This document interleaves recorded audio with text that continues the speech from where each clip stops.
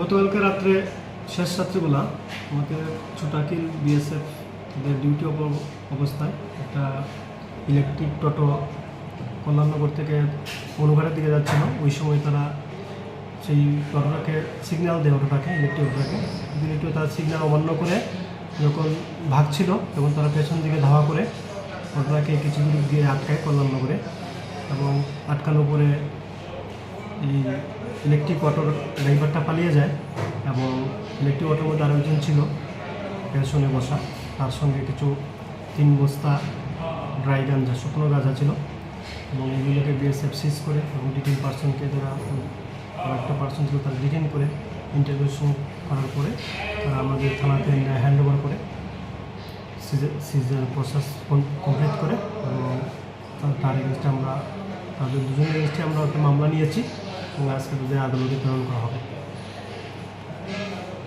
আটককৃত ব্যক্তির নাম কি, যে আটক হয়েছে অ্যারেস্টেড ব্যক্তির নাম? পরেশ দাস, প্রাণেশ দাস, নাম প্রাণেশ দাস। আটক গ্রেপ্তার ব্যক্তির নাম কি স্যার?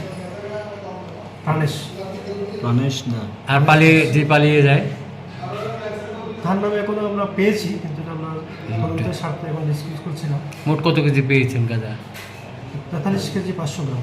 বাজার মূল্য কীরকম? বাজার মূল্য 2 লাখের উপরে হবে।